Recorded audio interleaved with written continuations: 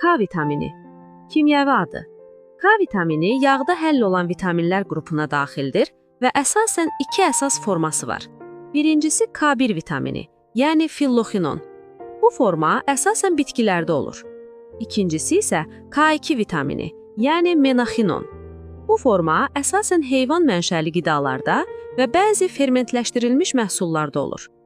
Bu vitamin insan orqanizmi üçün xüsusilə qan laxtalanması və sümüklərin məhkəmliyi baxımından həyati əhəmiyyət daşıyır. Əsas faydaları. Birinci, qanın laxtalanmasını təmin edir. Bu vitamin qanaxmanın qarşısını alır, yaraların daha tez sağalmasına kömək edir və bədəndə qan dövranının normal işləməsini təmin edir. İkinci, sümükləri möhkəmləndirir. K vitamini kalsiumun sümüklərə yerləşməsinə kömək edir. Bunun sayəsində sümük sıxlığı artır, sümüklər möhkəmlənir və qırılma riski azalır. Xüsusilə yaşlı insanlarda K vitamini sümük sağlamlığı üçün çox vacibdir. Üçüncü, ürək və damar sağlamlığını qoruyur.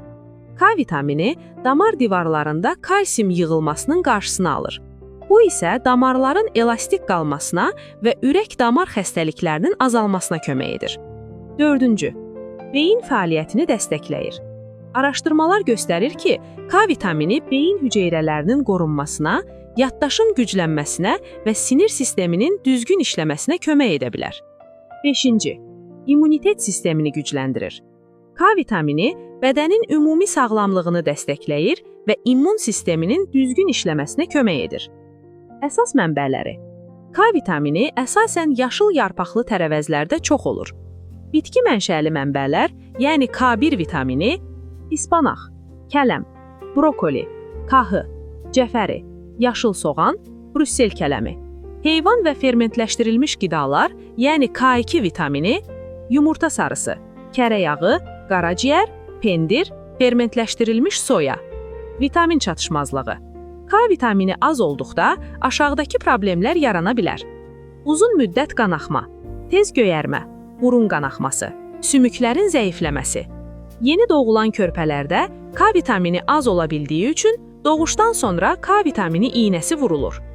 Gündəlik ehtiyac.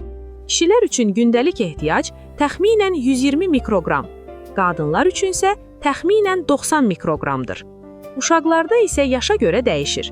Bu miqdarı normal və balanslı qidalanma ilə əldə etmək mümkündür.